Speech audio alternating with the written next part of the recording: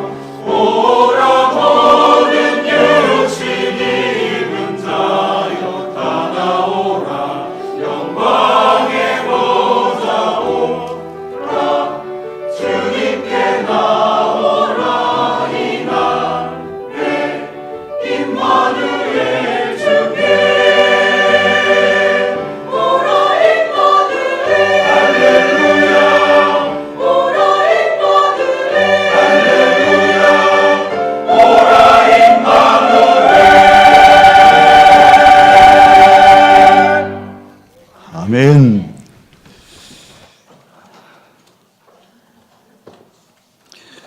제2차 북미 정상회담이 약속되었는데요. 실제적으로는 그 때와 장소가 아직 결정되지 않았습니다. 양국이 계속 줄다리기하고 검토하고 의논 중에 있습니다. 한낱 지도자들의 만남 하나도 함부로 할 수 없는 것이죠. 적절한 시기와 적합한 장소를 찾고 있습니다. 하물며 천지를 지으신 창조주 하나님 아버지의 아들, 왕의 왕이신 예수님이 이 세상에 오시는데 아무 때나 아무 곳에나 함부로 오시겠습니까? 주님께서 이 세상에 태어나시고 30년 동안 계시다가 이제 공생애, 공적인 사명을 완수하시는 공적 생애를 시작하십니다. 언제일까요? 그분이 오실 때는 먼저 특사를 파송하셨죠. 그가 바로 오늘 본문에 나오는 세례 요한입니다. 세례 요한은 이제 예수님이 오시니 준비하라고 오실 주님의 길잡이로 쉬 길을 비켜라 상감마마 행차시다 하고 길잡이하는 길을 정돈하는 그런 사명을 맡고 예수님 앞서 오셨습니다. 그러면 예수님 메시아는 언제 오셨습니까?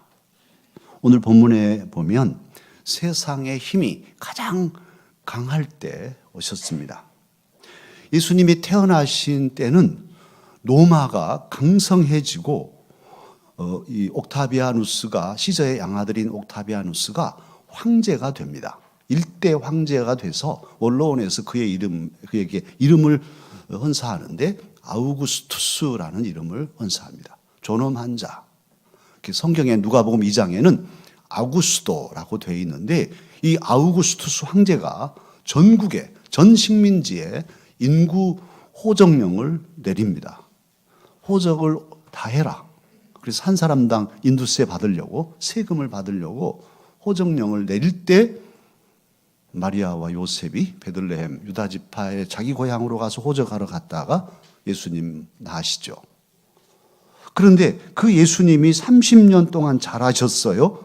그리고는 이제 공생애를 시작하셔야 되는데 언제냐? 오늘 본문에 보면 로마 황제 디베료가 15년을 통치한 때, 디베료는 옥타비아누스 이 아우구스투스 황제의 양 아들입니다.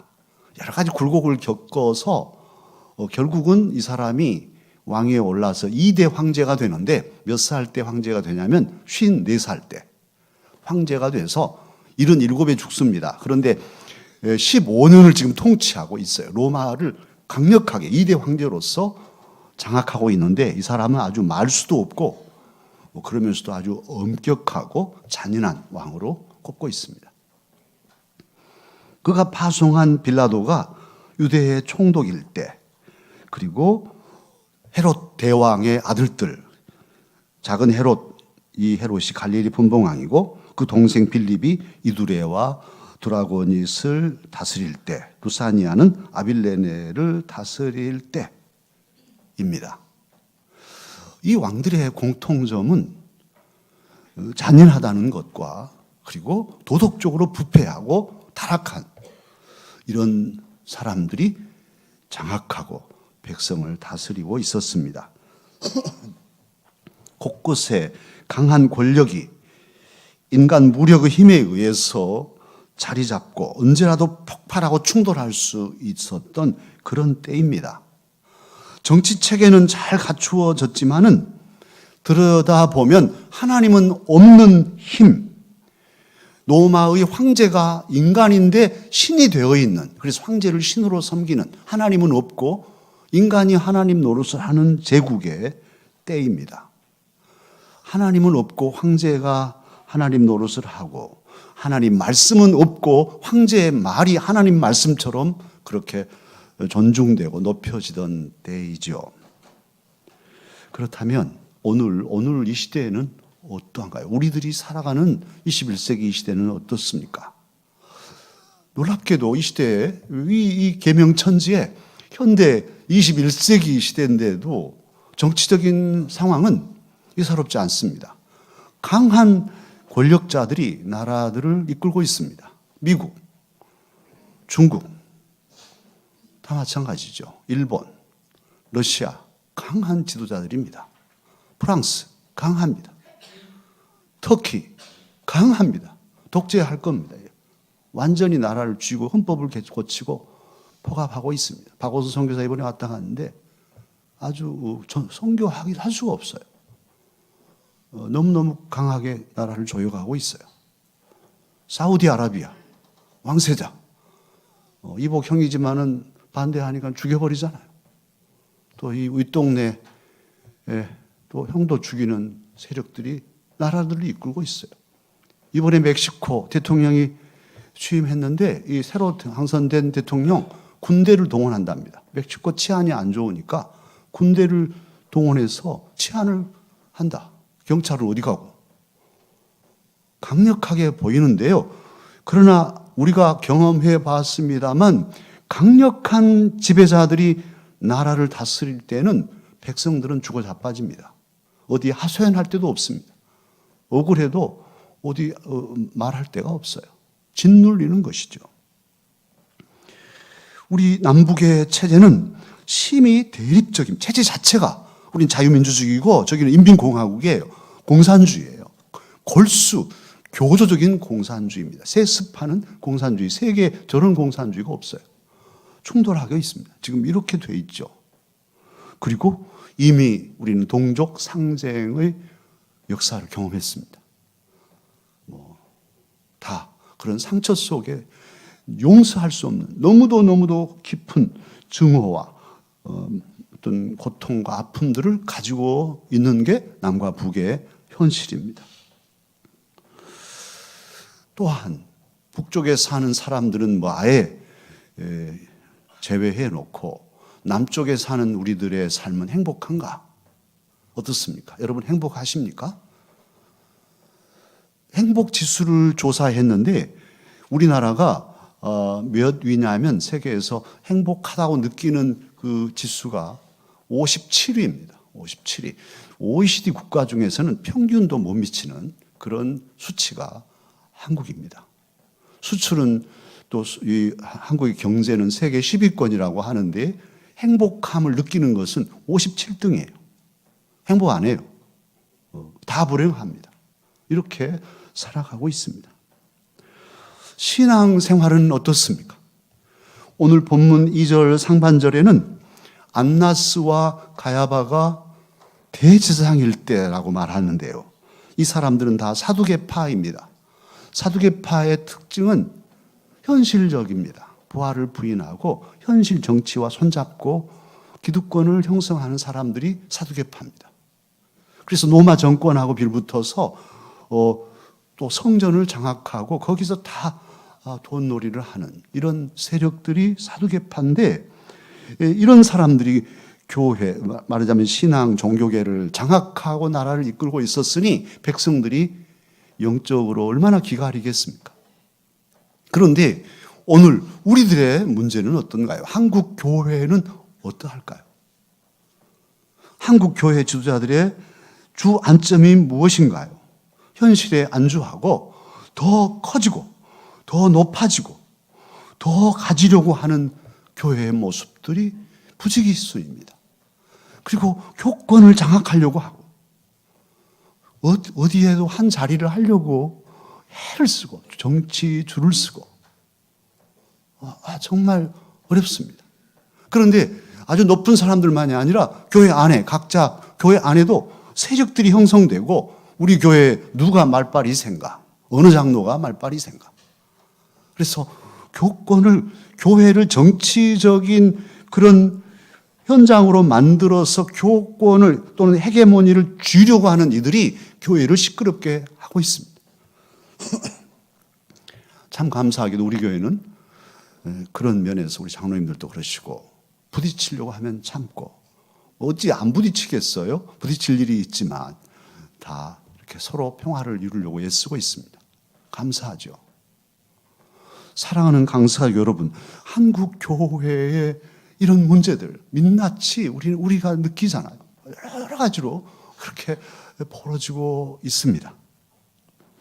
그런데 본질을 잃고 비본질적인 것에 집착하면서 주도권을 가지려고 애를 쓰고 싸우고 있는, 정말 아주 피 터지게 싸우고 있는 이런 현상의 이면에 보면 누가 제일 상처를 받습니까? 바로 여러분, 우리 성도들이 아프고 어디 가서 말도 못하고, 내 집의 부끄러움을 말도 못하고, 하나님을 안 믿을 수 없으니 믿어야 되겠는데 믿으려고 하면 눈에 보이는 것이 아픔이니 이러지도 못하고 저러지도 못하고, 이런 절망과 고통과 눈물로 지내는 성도들이 많습니다. 그냥 생각 없이 이래도 좋아 할렐루야 하고 간다면야 모르지만 생각 있는 그리스도인들은 이 시대를 아파하고 있습니다. 목사들도 그렇습니다. 이 시대를 아파합니다. 어떻게 해야 될까? 그런데 바로 이런 때가 누가 필요한 때냐면 예수님이 가장 절실하게 주님 오셔야겠어요. 주님이 오셔야 우리가 삽니다 하고 사모해질 때입니다. 그리고 실제로 주님은 바로 그런 강력한 정치권, 그 인간의 힘이 장악할 때, 또 교회마저도 사람의 생각으로 장악됐을 때, 그때 주님은 출사표를 던지시고 세상으로 나오셨단 말이에요. 오늘 주님은 오셔서 무엇을 하실 것이냐 하면 이사야 선지의 예언을 이루시는데 5절로 6절입니다. 모든 골짜기를 메우시고 높은 산이나 낮은 산이나 조금 뾰족주름하게 자기를 내세우는 것들을 다 깎아서 낮추시고 굽은 것을 곧게 펴실 것이라고 말씀합니다. 험한 길을 평탄케 하셔서 모든 사람들로 여호와의 구원을 보게 하겠다. 오늘 이사야 예언을 선포해 주시고 이 예언을 이루시려고 주님은 오셨습니다. 그리고 앞으로 또 이 예언을 이루시려 우리의 삶에도 오실 것입니다.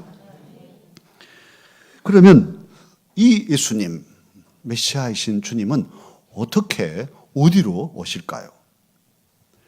오늘 본문 2절 하반절을 보면 하나님의 말씀이 빈 들에서 사가랴의 아들 요한에게 임한지라, 이렇게 나와 있습니다. 하나님의 말씀은 진리이지요. 그 하나님의 말씀도 오늘 어떤 말씀이냐면 예수님이 오신다고, 주님이 오신다, 내 뒤에 오시는 이는 하고 요한이 증거하지 않습니까? 예수님의 오심을 얘기하는 것이니 그것은 복음이죠. 기쁜 소식이죠. 예수 그리스도의 오심을 요한은 그렇게 증거하였습니다. 사랑하는 강스가족 여러분, 하나님의 말씀은 복음이고 하나님 말씀은 진리인데 하나님 말씀 안에 생명이 있습니다. 하나님 말씀 안에 소망이 있고 평화가 있고 기쁨이 있습니다. 하나님의 말씀이 있고 없는 것은 너무너무 중요해요. 개인도 마찬가지고 가정이나 나라도 마찬가지예요. 다 가지고 있고 생활 여건이 다 갖추어져 있다 할지라도 그 심령 안에 하나님의 말씀이 없으면 허망한 것이죠. 생명이 없으니까요. 컴퓨터를 샀어요. 아주 최고 좋은 사양으로 하드웨어가 아주 그냥 얼마나 빠른지, 또 저장량도 테라바이트로 엄청나게 큰 그런 좋은 성능 좋은 컴퓨터 하드웨어를 갖췄어도 그 안에 프로그램에 생명의 프로그램이 없으면, 프로그램이 아주 옛날 것이면 이게 꽝인 거예요. 깡통. 우리 인생이 다 갖췄지만 정작 생명을 품지 않는다면 결국 어떨 거예요? 영원히 살 수도 없고 죽음 앞에 섰을 때 아무 준비 없이 도대체 뭘 끌어안고 어디를 가겠어요? 그래서 하나님의 말씀이 중요합니다.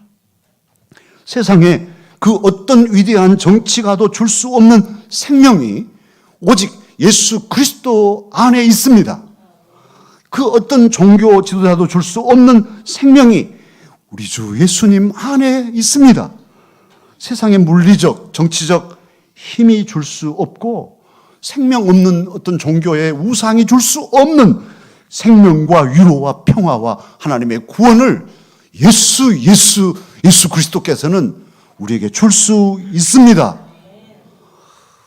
시련이 극하여서 정말 사람이 믿는 우리들도 마찬가지 시련을 당하잖아요. 어려움을 안 당하는 사람이 없죠. 인생을 살면서. 목사도 안 당하겠습니까?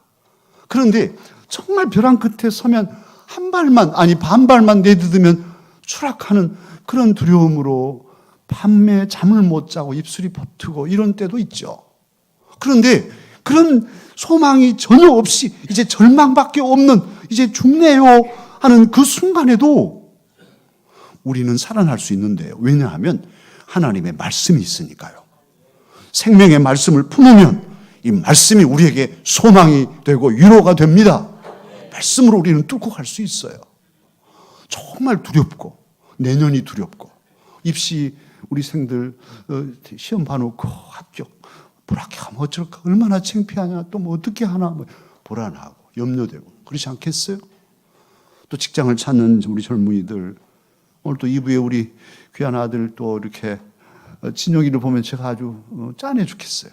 그런데 예배 드리고 갑니다. 진영이 힘내라 악수해 주는데 또 실패하지만 또 다시 도전하고 좋다 해보자. 그런데 얼마나 두렵겠어요. 그렇지만 하나님의 말씀을 받으면 이 하나님의 말씀이 내 안에서 힘이 되고 용기를 주고 소망을 줄 때 자신의 삶을 뚫고 갈 수 있습니다. 할렐루야. 하나님의 말씀은 그래서 살아있고 능력이 있는 다이나믹한 그런 힘이 있는 말씀이죠. 내게 아무것도 없고 가진 게 없어도 내 주변에 아무 사람이 없어도 하나님 말씀이 내 안에 있으면 나는 견딜 수 있고 일어설 수 있고 행복해낼 수 있습니다.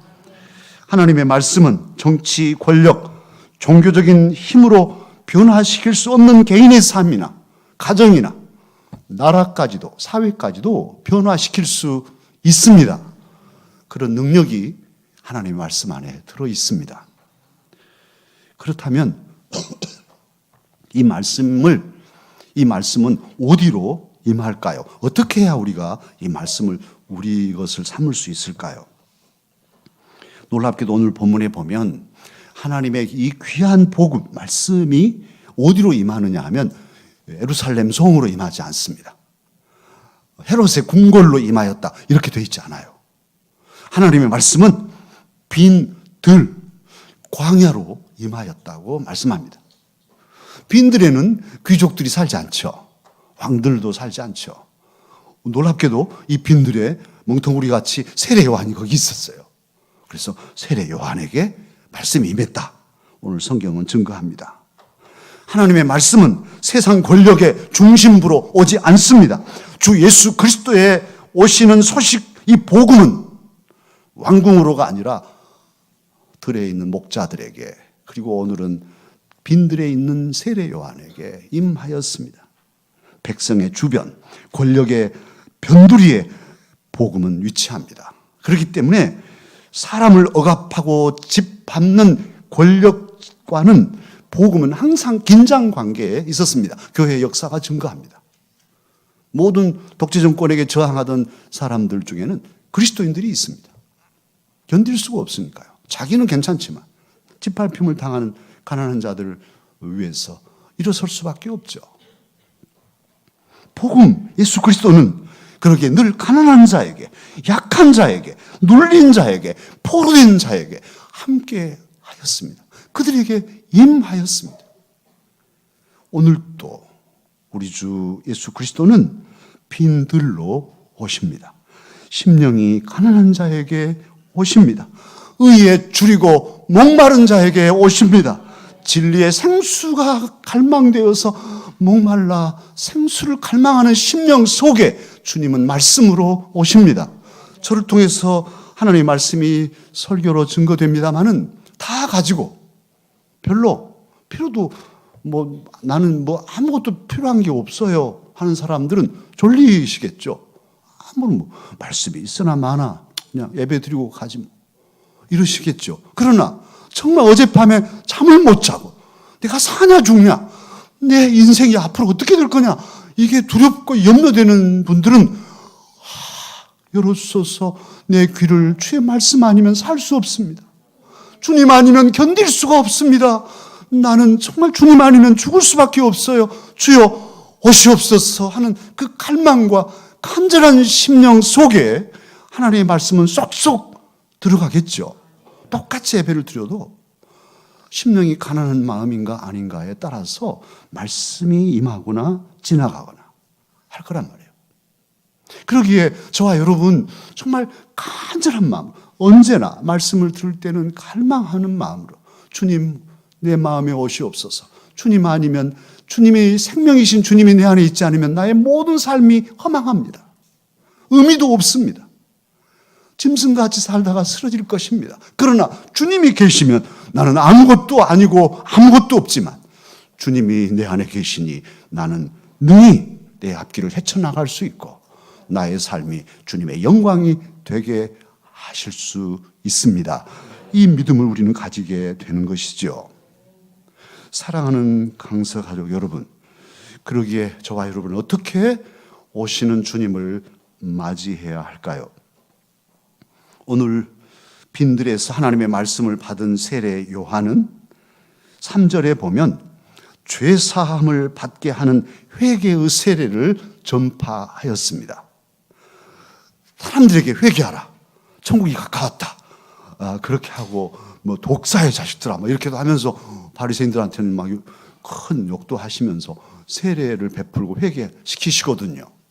그런데 이런 광경을 보고서 요한 사도는 뭐라고 이 얘기하고 있냐면 오늘 4절에 보면 이 모습이 이사야 선지자가 말씀한, 애언한 그 말씀의 응답이라고 그렇게 말씀하고 있어요. 4절로 6절에 그렇게 인용하고 있지 않습니까?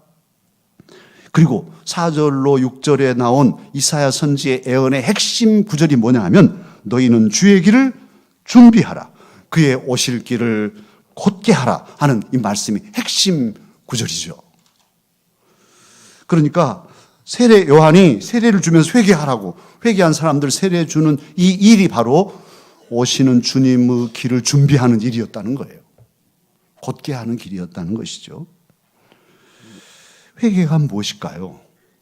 회개가 그러니까 주님 오실 길을 준비하는 준비 작업이라고 할 때 회개란 무엇일까요? 회개는 자기 성찰입니다. 우리는요, 다른 사람들 지적은 잘하죠. 저 사람도 왜 저래? 왜 저래는 하지만 너는 자기 성찰은 잘 안 될 때가 많아요. 그러나 영성이 깊은 사람일수록 또는 지성인일수록 자기 성찰을 잘하죠. 자기를 객관화시켜서 내가 하는 말, 이게 상대방에 어떤 영향을 끼칠까를 생각하고 내 행동, 심지어는 내 생각까지도 점검하는 이런 자기 성찰을 하는 사람이 지성인이고 더더욱 영적인 사람이죠. 예민한 영적 감각을 가진 사람들은 즉각 자기를 체크하고 점검합니다. 그리고 자기 성찰을 해서 잘못한 것이 드러나면 안 할 말을 했네. 또 왜 그랬을까 하면 괜찮아가 아니라 아파하죠. 정말 내가 이렇게 신앙생활을 오래 하고 심지어는 목사라고 하는데도 또 실수네. 뭐 당연히 할 말 했지만 내가 왜 그런 태도로 그런 마음으로 했을까? 아직도 멀었네. 나는 아직 수양이 부족해. 주님 앞에 부끄럽고 주님 죄송합니다. 아직도 멀었습니다. 목사 되려면 더 멀었습니다. 주님 하고 머리 숙이게 되는 거죠. 저도 그렇습니다. 아직도 저도요, 다듬어지지 못한 부분이 많아요. 그렇게 훈련하고 스스로 갈고 닦아왔지만 무슨 일이 탁 터지면 이렇게 되는 거. 그래서 돌아보고. 그리고는 그것으로 끝나지 않고 다짐하고 결심하죠. 주님, 다시는 이런 일이 없도록 하겠습니다. 성령님 도와주십시오. 결심하고 원칙을 정하고 결단하는 것, 여기까지가 회개입니다. 오늘 회개의 세례를 선포하는 세례 요한 10절에 사람들이 말하죠. 우리가 무엇을 하리까? 근데 회개란 열매가 있어야 한다는 거예요. 그러니 너희들 가서 옷 두 벌이면 다른 사람 나눠줘라. 먹을 것이 많으면 다른 사람 나눠줘라. 이 행동이 있는 회개에 대해서 말씀하고 있어요. 그래서 우리는 이제 주님을 맞이하려면 우리 자신을 돌아보고 성찰하고 잘못된 것들이 깨달아지면 참으로 아픈 마음으로 회개하고 하나님 앞에 내놓고 용서를 빌고 그리고는 다짐해서 다시는 이런 일이 반복되지 않도록 단절하는 이런 결단들이 있어야 합니다. 지금까지 저와 여러분이 세상 사람들의 방식으로 살아왔다면 또 세상 사람들의 가치관과 세계관 또 세상 사람들의 내세관 뭐 다 대충 그러면 다 좋은 대로 가겠지 하는 이런 유의 내세관이라면 단절하고 돌아서서 성찰하고 회개하고 참으로 기독교적인 온전한 내세관까지도 확실하게 가지는 그런 결단들이 있어야 합니다. 오늘 저와 여러분도 빈들 같은 가난한 마음으로 준비해서 오시는 예수 그리스도를 갈망하고 영접하는 이 대림절 기간이 되어야 하겠습니다. 가까이 이제 곧 성탄절이니까요. 우리는 예수님이 이미 2000년 전에 태어나셨지만 성탄절을 앞에 놓고 대림절이라고 기다리면서 성탄절을 기다리면서 재현하죠. 예수님 태어나실 것처럼 내 마음에 우리 가정에 그리고 우리 교회에 이 나라에 저 북한에 또 고통받는 곳곳에 아기 예수님이 평화의 왕으로 태어나시도록 신앙적으로 재현 다시 반복하고 있는 것이죠. 촛불을 2개 켜놓고 4개 켜면 이제 성탄절이 올 것인데 그날까지 우리는 준비하고 있습니다. 나 자신을 돌아보고 참으로 이런 내 삶의 가치관과 삶의 태도, 내 마음의 그 모습들이 어떠한가를 점검하고 이 마음을 돌이켜서 빈 마음, 가난한 심령으로 준비해서 기다리며 성탄절을 맞이해야 하겠습니다. 뿐만 아니라 더 멀리는 다시 오실 주님이시잖아요. 재림하실 주님이신데 그 재림하실 주님을 기다리는 마음으로 내 삶 전체를 정리하고 정돈하는 대림절을 그냥 멍하고 지나는 것에 교회 갔더니 촛불 켰대 하고 지나가는 것이 아니라 참으로 내 마음에 촛불이 켜지듯이 주님을 향하여서 내 삶을 점검하고 내 인생 전체를 정리하고 정돈해서 반듯하게 세운다면 우리는 기쁜 성탄절, 전에 없던 감격의 성탄절을 맞이하게 될 것이고 뿐만 아니라 다시 오실 주님 앞에 설 때에도 부끄러움이 없는 어엿한 주의 사람이 될 것입니다. 싱크대 배수구가 막힐 때가 있잖아요. 우리 애 뜰 것이 가끔씩 막히는데 왜냐하면 이 음식물 찌꺼기를 흘러보내가지고 이것들이 모이고 또 곰팡이가 피고 이끼가 끼면 이제 막힌단 말이에요. 그런데 어느 주부도 어떤 사람도 고구마 썰다가 주먹만한 고구마 그냥 배수구에다 집어넣는 사람 없죠. 큰 것은 아이고 이건 뭔 일이야 하고 주워서 냅죠. 그러나 작은 것들 뭐 흘러가겠지 뭐 이런 정도야 뭐 괜찮겠지 하는 게 살살 하나씩 음식물 찌꺼기가 쌓이더니만 어느 날 갑자기 꽉 막히면 물이 역류합니다. 안 내려갑니다. 부으면 부은 만큼 역류하고 이거 썩어서 냄새를 또 진동시키고 그뿐입니까? 물이 또 벽으로 스며들어가지고 천정에 스며들었더니만 아니 아래로 스며들었는데 아랫집은 천정이네. 가지고 윗집에 와서 또 따지고 하다가 싸움 나가지고 재판하고 막 고소하고 이렇게 난리다. 아무것도 아닌 찌꺼기가 모여가지고 재판하고 고소하게 된다니까요. 이것이 영적으로 똑같습니다. 우리들이 큰 죄는 뭐 법에서도 잡아가니까 벌벌 떨고 안 하죠. 큰 죄는. 그런데 괜찮아. 뭐 까짓건 다 하는데 뭐 거짓말 한번 살짝 하고 아무렇지도 않고 뭐 누구 큰 해도 뭐 끼치지 않았는데 하고 넘어가고 작은 것들 하나님께서 싫어하신 것들 하나도 하면서도 괜찮지 뭐 벼락도 안 맞네 하나님도 안 보신가 봐 하고 지나고 그렇게 지났는데 이것이 쌓여서 꽉 막히면 기도도 안 되고 말씀을 들어도 들리지도 않고 하나님의 은혜가 완전히 거두어지는 막막한 삶에 이르게 됩니다. 그것을 뚫지 않는 한 그의 영은 죽어가게 될 수밖에 없어요. 그러기에 저와 여러분이 참으로 이 대림절에 해야 할 일은 작은 죄, 티 티끌 같은 허물이라도 깜짝 놀라고 아파하는. 그래, 그 윤동주의 마음이죠. 윤동주는 크리스찬입니다. 그 윤동주 시인의 서시에는 잎새 이는 바람에도 나는 괴로워했다. 시인의 마음을 해보면요, 얼마나 그 젊은 20대 중반의 윤동주, 왜 유혹이 없었겠어요. 자기가 민족운동 안 하고 독립운동 안 하면 아무렇지도 않죠. 뭐 잡혀가겠습니까? 그리라도 그냥 일제 찬송하고 뭐 잘했다고 하면 괜찮을 텐데, 신앙의 양심으로 또 민족의 양심으로 그럴 수 없으니 자기가 글을 그렇게 쓰고, 그런 것들이 다 불어난 것이죠. 괜찮아, 윤동주 뭐 다 그러는데 뭐 무슨 똑별나게 독립운동은 무슨 독립운동이야 하는 유혹이 왜 없겠어요. 마음이 그러면 또 좀 나도 그럴까 하는 흔들림이 왜 없겠어요.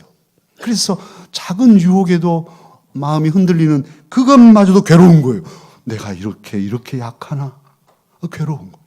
잎새에 이는 바람에도 나는 괴로워했다. 모든 주고하는 것들을 사랑해야지. 이건요, 눈물 나는 고백일 거예요. 자기의 결단. 내 한 번뿐인 삶인데 그렇게 유혹에 넘어가서 어영부영 살 수가 없어. 죽어도 괜찮아. 나는 맑게 살다 갈 거야. 하는 것이잖아요. 이게 그리스도인의 정신이에요.